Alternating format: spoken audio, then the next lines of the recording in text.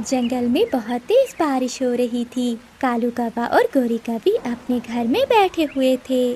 कालू जी, मैं भूख से मर जाऊंगी। मुझे कहीं से 2 दाने ही खाने के लिए ला दो। गौरी, भूख तो मुझे भी बहुत लगी हुई है, मगर कमबख्त पक्षी बहुत सियाने हो गए हैं। अब चोरी करना इतना आसान नहीं है। वो दोनों ऐसे बातें कर ही रहे थे कि तभी कालू कौवे की माँ तेज बारिश में उड़ते हुए वहाँ आती है। अरे माँ जी, इतनी तेज बारिश में आप यहाँ कैसे आ गई? कालू बेटा, मेरा मन कर रहा था तुम दोनों से मिलने के लिए, इसलिए मैं चली आई। मुझे बहुत भूख लगी हुई है, कहीं से भी भोजन नहीं मिला। तुम जाओ और मेरे लिए भोजन लेकर आओ। गोरी कौवी मन में सोचती है। इस बुढ़िया को भी घर पर चैन नहीं मिलता। हम तो पहले से ही भूखे हैं, अब ये भी आ गई है। अरे घोड़ी, किन सोचों में पड़ गई हो? मेरे लिए भोजन लाओ। हाँ हाँ माँ जी, अभी लेकर आती हूँ। कालू, जरा मेरे साथ चलो बाहर। फिर गोरी कौवी कालू कौवे को साथ लेकर बाहर आ जाती है।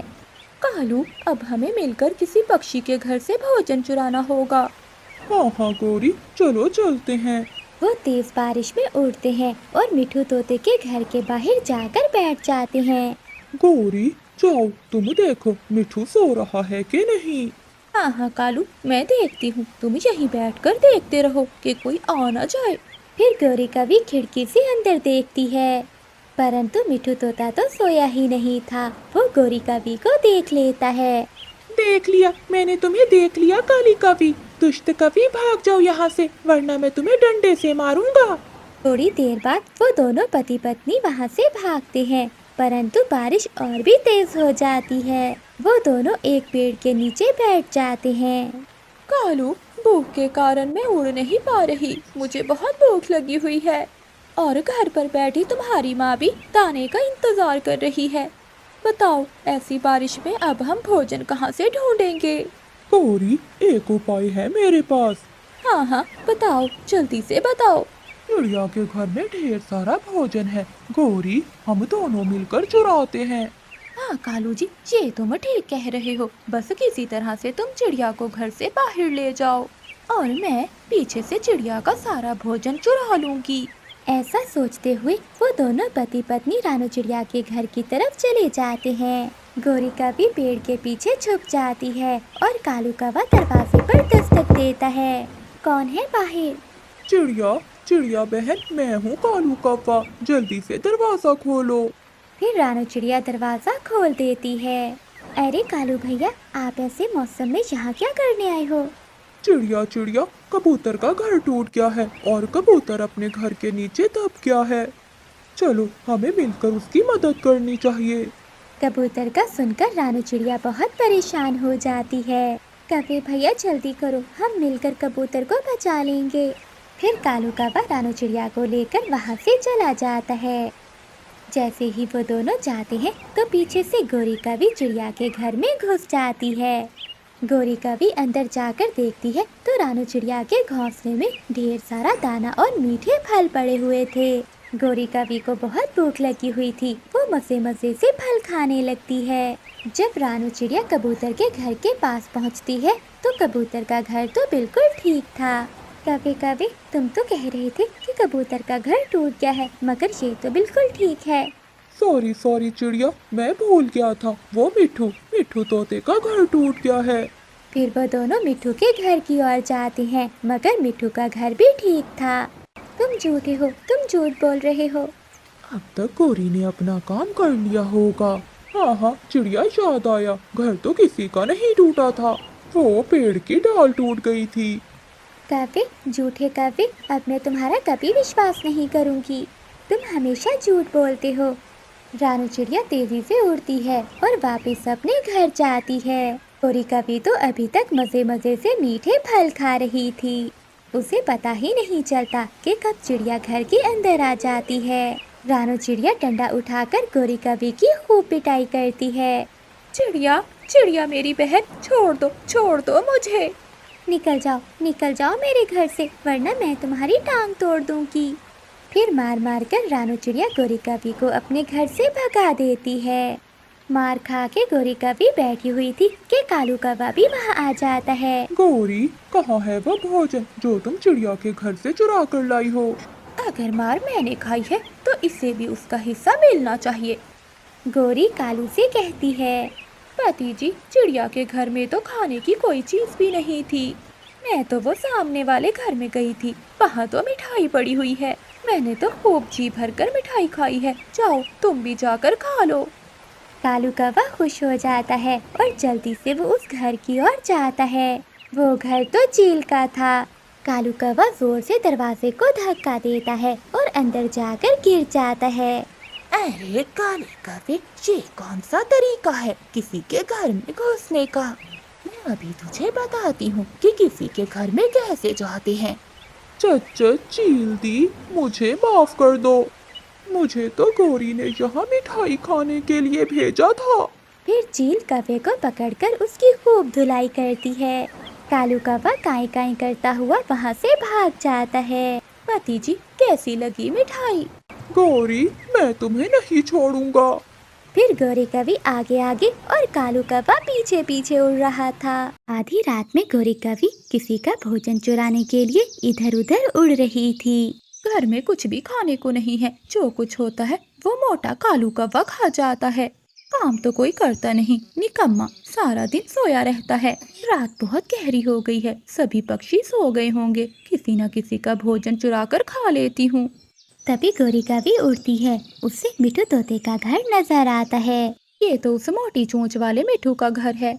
हाँ, सुबह देखा था मैंने, वो 2 अमरूद लेकर आ रहा था। हो ना हो 1 अमरूद पड़ा ही होगा। ऐसा सोचते हुए गौरी कवि खिड़की के रास्ते मिठू के घर जाती है। मिठू तोता और हरियाली अपने घोंसले में सोए हुए थे। गौरी कवि चुपके से रसोई में जाती है। वहाँ मिठू का अमरूद पड़ा हुआ था।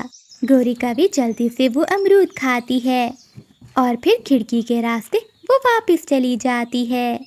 अब गौरी कवि का यही काम था। वो हर रात को किसी न किसी के घर जाकर चोरी करती थी। आज कहाँ जाऊँ? हाँ, कबूतर चचा की दुकान पर जाकर जलेबी खाती हूँ। ऐसे कहते हुए गौरी कवि कबूतर चाचा की दुकान पर जाती है। गौरी कवि खिड़की के रास्ते दुकान में घुस जाती है और मजे मजे से जलेबियाँ खाने लगती है। पेट भर गया, अब चुपके से वापस चली जाती हूँ। उस गंदी आँखों वाले को पता नहीं चलेगा कि उसकी जलेबी कौन खा गया। फिर गौरी कवि वहाँ से चली जाती है।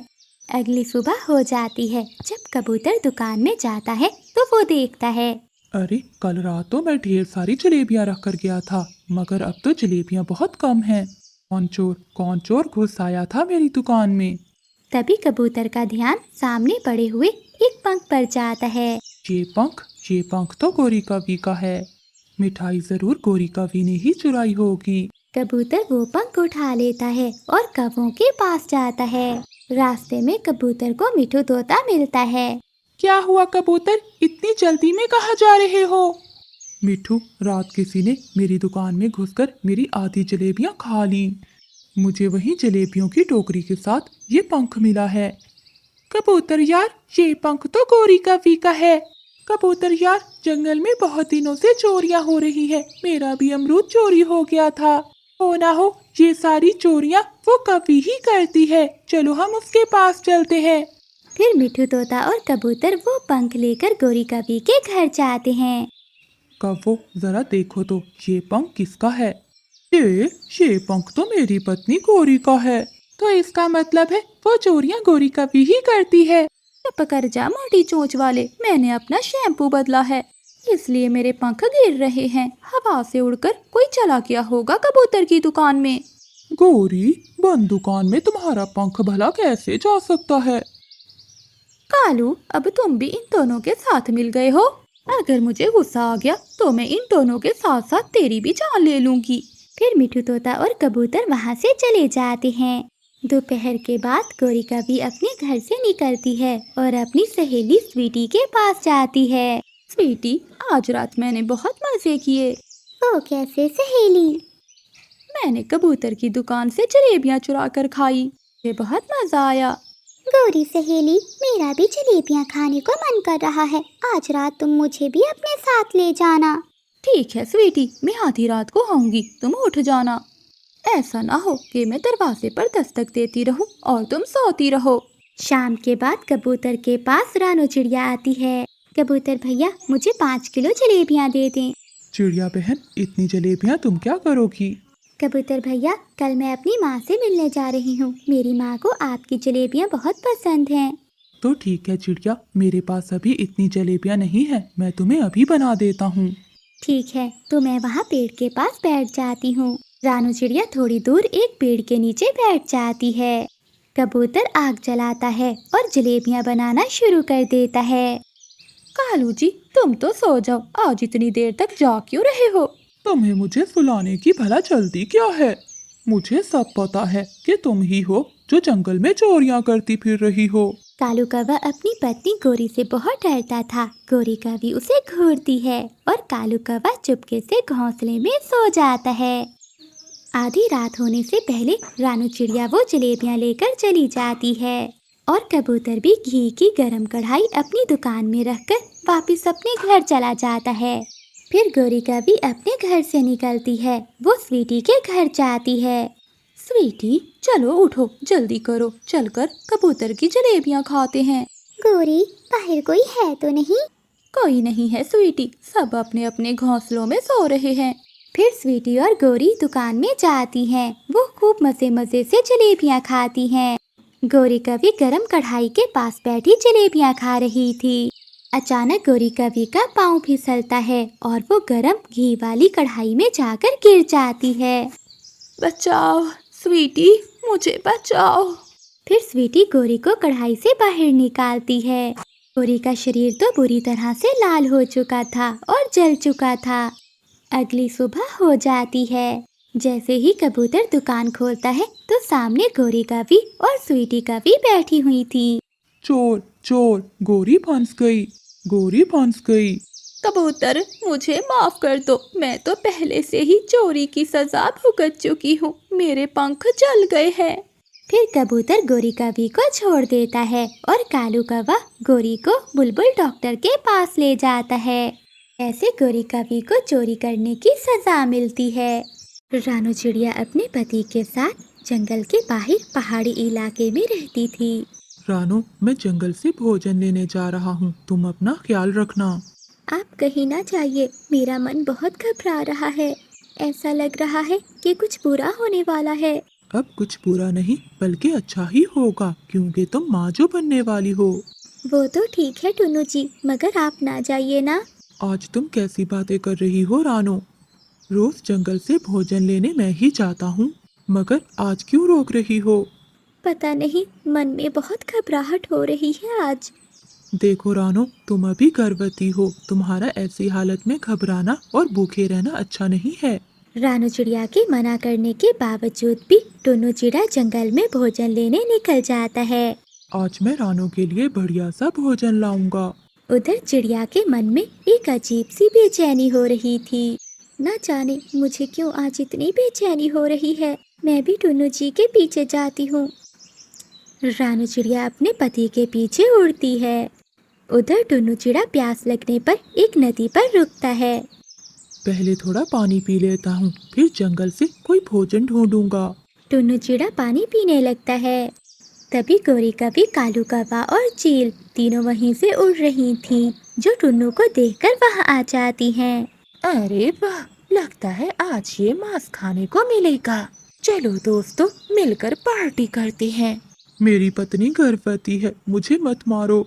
अगर मैं मर गया तो उसका और हमारे होने वाले बच्चों का कौन ख्याल रखेगा? ओए चिड़े, तू चिंता क्यों करता है? हम हैं ना ख्याल रखने के लिए।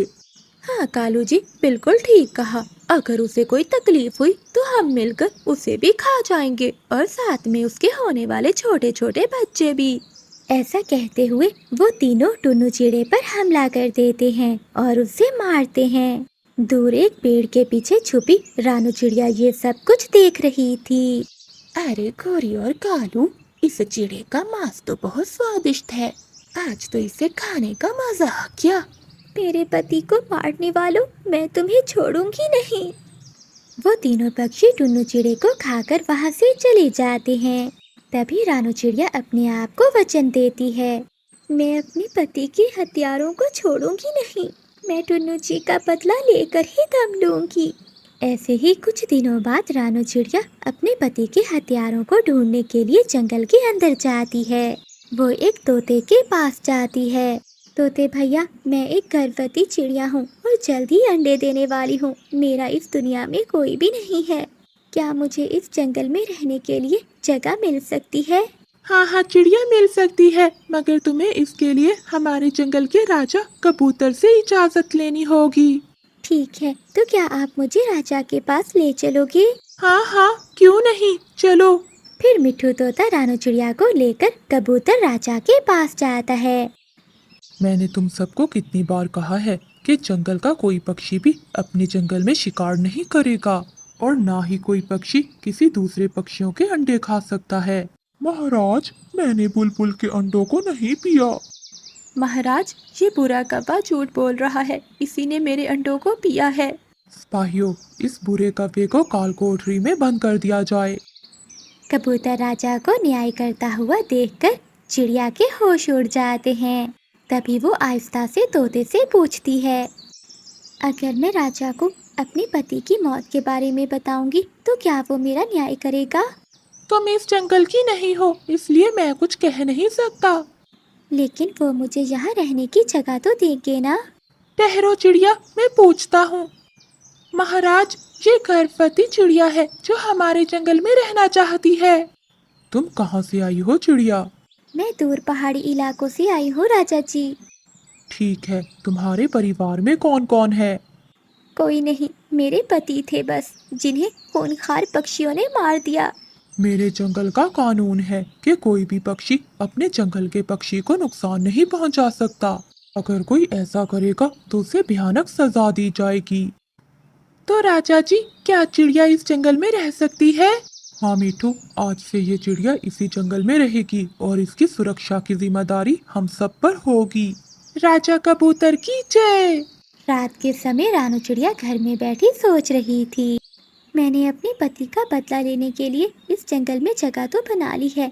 अब मुझे उन दुष्ट पक्षियों को सबक सिखाना होगा। अब रानू चिड़िया पूरे जंगल में उन तीनों को ढूंढने लगी। कई दिन ढूंढने के बाद रानू चिड़िया को वो तीनों एक जगह पर मिल जाते हैं। ये कौवे और चील वही पक्षी हैं जिन्होंने मेरे टुन्नू जी को मारा था। गौरी, चलो अब हमें अपने अपने घर चलना चाहिए। फिर चील अपने घर और कौवे अपने घर चले जाते हैं। रानू चिड़िया उनका पीछा करती है और उनके घर देखती है। दुष्ट पक्षियों, आज से तुम्हारी उल्टी गिनती शुरू। रात को रानू चिड़िया सोचती है, वो तीन हैं और मैं अकेली। इन्हें ताकत से नहीं बल्कि दिमाग से मारना होगा। एक दिन रानू चिड़िया जा रही थी, तभी उसे रास्ते में एक मरा हुआ पक्षी दिखाई देता है। टुन्नू जी का बदला लेने का समय आ गया है। मैं इस पक्षी पर कुछ घाव लगाकर इसकी लाश को कौवों के घर के सामने फेंक दूंगी, ताकि राजा कबूतर को लगे इसे उन दोनों कौवों ने मिलकर मारा है। रात के समय रानू चिड़िया उस मरे हुए पक्षी को ले जाती है और उन कौवों के घर के आगे जाकर फेंक देती है। कल तुम्हारा खेल खत्म हो जाएगा कौवों। अगली सुबह रानू चिड़िया कौवों के घर के बाहर आती है और वो मरे हुए पक्षी को देखकर चिल्लाने लगती है, अरे अरे पक्षियों, जल्दी आओ, देखो इन कौवों ने एक पक्षी को मार दिया है। चिड़िया का शोर सुनकर सभी पक्षी वहाँ आ जाते हैं। क्या चिड़िया, इसे कौवों ने मारा है? मिठू, जब ये मरा हुआ पक्षी इन कौवों के घर के बाहर पड़ा है तो इन्होंने ही मारा होगा ना। शोर सुनकर दोनों कौवे भी बाहर आ जाते हैं। अरे क्या हुआ चिड़िया, क्यों इतना शोर मचा रही हो? अरे दुष्ट कौवों, इस पक्षी को मारकर अब अनजान बन रहे हो। अरे ये क्या कह रही हो चिड़िया, भला हम क्यों मारेंगे इसे? थोड़ी ही देर बाद कबूतर राजा भी वहाँ आ जाते हैं। क्या हुआ पक्षियों, तुम सब इतना शोर क्यों मचा रहे हो? वो देखिए राजा जी, इन दुष्ट कौवों ने पक्षी को मार दिया है। क्या मेरा कानून तोड़ते हुए तुम्हें डर नहीं लगा कौवों? राजा जी, हमने नहीं मारा इस पक्षी को, ये झूठ बोल रही है। राजा कबूतर जी, मेरा विश्वास करें, इन्हें मारते हुए मैंने अपनी आंखों से देखा है। अरे झूठ मत बोल चिड़िया, वरना मैं तुम्हें जान से मार दूंगी। देखिए देखिए महाराज, ये कभी आपके सामने मुझे धमकी दे रही है।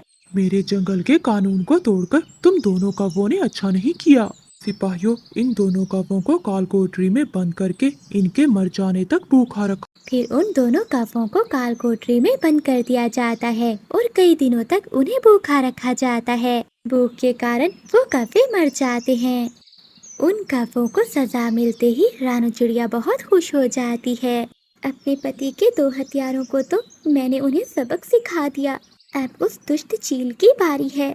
कुछ दिनों बाद राजा कबूतर का बेटा बाहर खेल रहा था, तभी उसके सामने वही शिकारी चील आ जाती है जिसने टुन्नू चिड़े को मारा था। ये तो कबूतर राजा का बेटा है, यहाँ आसपास भी कोई नहीं है। चलो आज इसे ही अपना शिकार बना लेती हूँ। ऐसा कहते हुए वो जालिम चील कबूतर के बेटे को मारकर खा जाती है। वहीं थोड़ी दूर बैठा मिठू ये सब कुछ देख रहा था। ए ऊपर वाले, इस चील ने तो राजा के बेटे को मारकर खा लिया।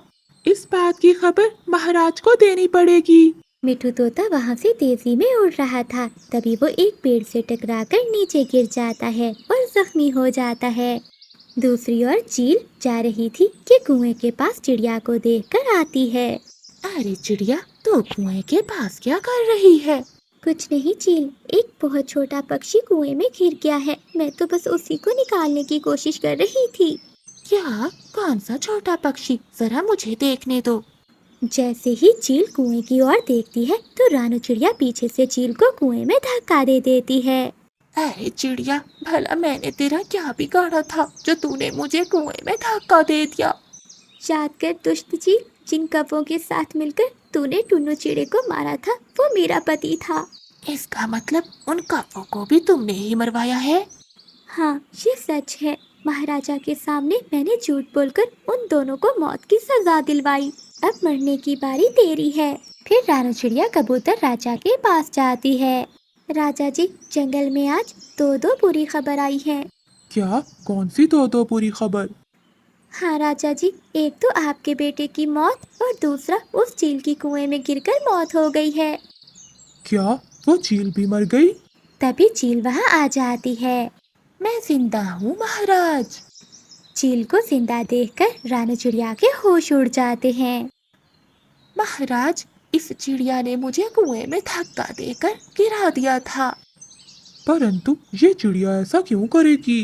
राजा जी, ये अपने पति की मौत का बदला हम सब से ले रही है।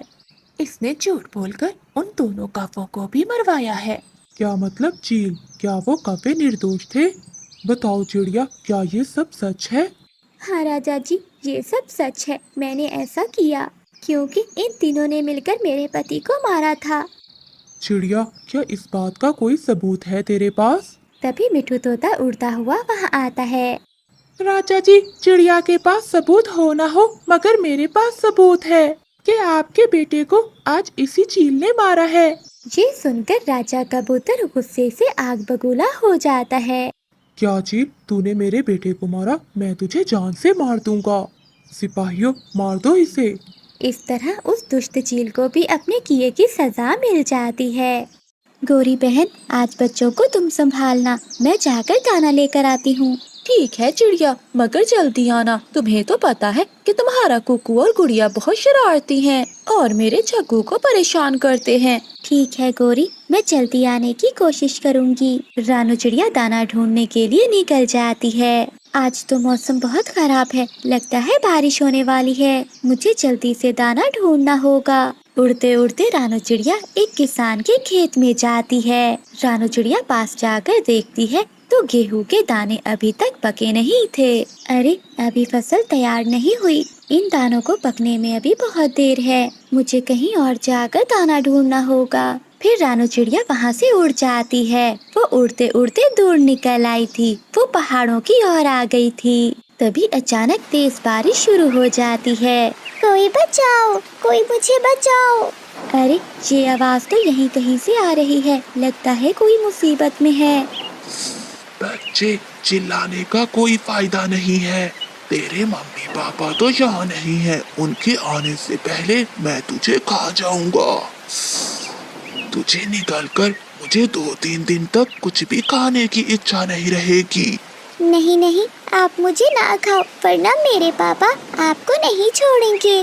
अरे ये चील का बच्चा तो अकेला है, मुझे इसकी मदद करनी होगी, नहीं तो ये सांप इसे खा जाएगा। फिर रानू चिड़िया चील के घोंसले के पास जाती है। अरे सांप, ये तुम क्या कर रहे हो? क्या तुम्हें नहीं पता कि ये किसका बच्चा है? हाँ हाँ, मुझे पता है कि ये किसका बच्चा है। मैं बहुत भूखा हूँ, मैं इसे खाकर यहाँ से दूर चला जाऊंगा। तूने बीच में आकर मेरा समय बर्बाद कर दिया है। अब देख, पहले मैं तुझे ही खाऊंगा। रानू चिड़िया डर जाती है और बोलती है, अरे वो देखो, इसके मम्मी पापा आ गए हैं। क्या? कहाँ है चील? चील का नाम सुनकर वो सांप डर जाता है और वहाँ से भाग जाता है। आपका बहुत बहुत धन्यवाद आंटी जी, अगर आज आप मुझे ना बचाती तो वो सांप मुझे खा जाता। अच्छा हुआ बेटा, मैंने आपके रोने की आवाज़ सुन ली थी। वैसे बेटा, आपके मम्मी पापा कहाँ हैं? वो आपको यहाँ अकेला छोड़कर कहाँ चले गए हैं? आंटी जी, मेरी माँ नहीं है, मेरे पापा ने मुझे बचपन से संभाला है। मैं छोटा हूँ, मैं उड़ नहीं सकता, इसलिए मेरे पापा मेरे लिए भोजन लेने गए हैं। वो आते ही होंगे। आंटी, मुझे बहुत डर लग रहा है, अगर वो सांप फिर से वापस आ गया तो? बेटा, तुम चिंता नहीं करो, जब तक आपके बाबा नहीं लौटते मैं यहाँ से नहीं जाऊँगी। अरे ये चिड़िया भी इतनी देर हो गई, अभी तक लौट कर नहीं आई। माँ, आंटी चिड़िया कब आएगी? मुझे बहुत भूख लगी हुई है। हाँ जग्गू बेटा, भूख तो मुझे भी बहुत लगी है, मगर वो चिड़िया न जाने कहाँ रह गई है। उधर बारिश भी रुक जाती है और चील अपने घोंसले में लौट आता है। बाबा, आप लौट आए? बाबा, आपको इतनी देर क्यों लगी? आपको पता है कि यहाँ पर क्या हुआ था? फिर चील का बच्चा अपने पिता को सारी बात बता देता है। चिड़िया, तुम्हारा बहुत बहुत धन्यवाद, तुमने मेरे बेटे की जान बचाई है। अगर आज इसे कुछ हो जाता तो मैं इसकी माँ को मुंह दिखाने के काबिल न रहता। चिड़िया, तुम्हारा ये एहसान मैं जिंदगी भर नहीं भूलूंगा। कोई बात नहीं चील भाई, अब मैं चलती हूँ, मेरे बच्चे मेरा घर पर इंतजार कर रहे होंगे। चिड़िया, तुम्हारा नाम क्या है और तुम यहाँ चीलों के इलाके में क्या करने आई थी? क्या तुम्हें पता नहीं कि यहाँ तुम्हारी जान को खतरा हो सकता है? मेरा नाम रानू है, मैं दाने की खोज में भटकते हुए यहाँ आ गई। मैं बारिश की वजह से यहाँ रुक गई थी, तभी मुझे छोटे चील की आवाज़ सुनाई दी और मैं यहाँ मदद के लिए आ गई। लगता है अब मुझे खाली पंखों ही लौट कर जाना होगा। चिड़िया, मेरे पास अनाज रखा हुआ है, वो तुम ले जाओ। आपका बहुत बहुत धन्यवाद चील भाई, अब मैं चलती हूँ। फिर बाबा चील रानू चिड़िया को दाना देता है। रानू चिड़िया वो दाना लेकर वहाँ से चली जाती है। फिर रानू चिड़िया अपने घर लौट आती है। फिर रानू चिड़िया सारी बात गौरी कवि को बताती है। चिड़िया, चील पर विश्वास न करना, मैंने सुना है वो बहुत जालिम होते हैं। फिर रानू चिड़िया अपने बच्चों को लेकर अपने घर चली जाती है। ऐसे ही 2 दिन बीत जाते हैं। आज दाना लेने जाने की बारी गौरी कवि की थी। वो अपने बेटे जग्गू को साथ लेकर चिड़िया के घर जाती है। चिड़िया बहन, मेरे जग्गू का ध्यान रखना। हाँ गौरी बहन, मैं आपके जग्गू का बहुत ध्यान रखूंगी। फिर गौरी कवि दाना ढूंढने चली जाती है। बच्चों, मैं खाना बनाने के लिए रसोई में जा रही हूँ। आप तीनों शरारतें ना करना और अपना होमवर्क पूरा कर लेना। अगर मैंने आंटी को बता दिया कि मैंने होमवर्क नहीं लिखा तो वो मुझे बाहर नहीं जाने देंगी। झूठ बोलता हूँ। हाँ आंटी, मेरी मम्मा ने मुझे होमवर्क करवा दिया था। क्या आंटी, अब हम खेलने के लिए बाहर जाएं? ठीक है बच्चों, परंतु ज्यादा दूर न जाना, यही पेड़ के नीचे बैठकर खेलते रहना। तब तक मैं आपके लिए भोजन बना लेती हूँ। फिर रानू चिड़िया रसोई में चली जाती है और बच्चे बाहर आ जाते हैं। चलो जग्गू, हम छुपन छुपाई खेलते हैं। नहीं कुकू, छुपन छुपाई खेल खेल कर हम बोर हो चुके हैं। चलो आज कोई दूसरा खेल खेलते हैं। जग्गू, कौन सा दूसरा खेल? गुड़िया, देखो मौसम कितना साफ है, आज हम उड़ने की रेस लगाते हैं। नहीं जग्गू, अगर माँ को पता चला तो वो बहुत डांटेंगी। तो ठीक है गुड़िया, चलो फिर घर चलते हैं। नहीं खेलना मुझे कोई दूसरा खेल। घर वापस जाने की बात सुनकर गुड़िया और कुकू भी मान जाते हैं। ठीक है जग्गू, हम रेस लगाते हैं, मगर यहीं कहीं दूर नहीं जाएंगे। हाँ हाँ गुड़िया, चलो चलो। वो तीनों आपस में उड़ने की रेस लगाते हैं। तीनों बच्चों को उड़ने में बहुत मजा आ रहा था। जग्गू बहुत जिद्दी था, वो पूरी ताकत से उड़ रहा था। वो गुड़िया और कुकू से बहुत आगे निकल गया था। मैं ही जीतूंगा तुम दोनों से। जग्गू, जग्गू, वापिस आ जाओ, तुम बहुत दूर जा चुके हो। उड़ते उड़ते जग्गू चीलों के इलाके में आ गया था। तभी वो एक पेड़ से टकराकर नीचे झाड़ियों में जाकर गिरता है और वहीं बेहोश हो जाता है। गुड़िया और कुकू जग्गू को चारों ओर ढूंढने लगते हैं, मगर उन्हें जग्गू कहीं भी दिखाई नहीं देता। दोनों बच्चे रोते रोते वापिस अपने घर लौट आते हैं। गुड़िया, कुकू, तुम रो क्यों रहे हो और जग्गू कहाँ है? माँ, हम उड़ने की प्रैक्टिस कर रहे थे, मगर न जाने जग्गू कहाँ चला गया। गुड़िया बेटी, ये तुम क्या कह रही हो? न जाने जग्गू कहाँ गया होगा। चलो जल्दी से, हमें उसे ढूंढना होगा। इधर नन्हे चील के बाबा शिकार ढूंढते हुए वहाँ से उड़ रहे थे। तभी उनको अपनी तेज आंखों से झाड़ियों में पड़ा हुआ जग्गू दिखाई देता है। वो बाबा चील उसके पास आ जाता है। अरे वाह, आज तो मेरा बेटा पेट भरकर मांस खाएगा। चील वो झाड़ी को हटा देता है। अरे ये क्या, इसका तो एक पाँव टूटा हुआ है, मैं इसे लेकर जाता हूँ। गोरी कभी दाना लेकर घर वापिस आ रही थी। तभी उसे रास्ते में रानू चिड़िया और बच्चे मिलते हैं। अरे चिड़िया, तुम यहाँ क्या कर रही हो? मेरा जग्गू कहाँ है? फिर रानू चिड़िया गोरी कवि को सारी बात बताती है। अरे नहीं, जग्गू, मेरा बेटा कहाँ चला गया है? सब जगह ढूंढने पर भी उन्हें जग्गू कहीं नहीं मिलता। फिर वो सब अपने अपने घरों को चले जाते हैं। ये सब उस चिड़िया की वजह से हुआ है, मैं उसके बच्चों को नहीं छोड़ूंगी। अगले दिन जब रानू चिड़िया घर पर नहीं थी तो गोरी कवि बच्चों के पास आती है। बच्चों, क्या तुम्हें लाल लाल फल खाना है? हाँ गोरी आंटी, मगर वो तो ऊंची पहाड़ियों पर है ना। हाँ गुड़िया बेटी, तुम्हारी माँ ने हमें वहीं पर बुलाया है।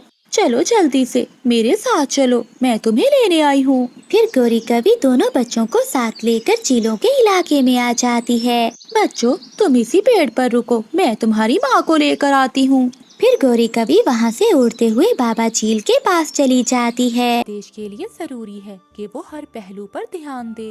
मैं रानू चिड़िया की बहादुरी पर बहुत खुश हूँ। रानू, आज से तुम हमारे जंगल की नई सलाहकार बनोगी। ये वीडियो मुकम्मल तौर पर फर्जी है और सिर्फ तफरीह और तालीमी मकासद के लिए बनाई गई है। इस वीडियो में दिखाई गई तमाम वाकयात, किरदार और कहानियाँ मुकम्मल तौर पर फर्जी हैं। इनका हकीकी वाकयात या लोगों से कोई ताल्लुक नहीं। इस वीडियो का मकसद बच्चों को हिफाजत और फैसला साजी करने से आगाह करना है। बराह करम इसे गलत तनाज़ुर में ना लें।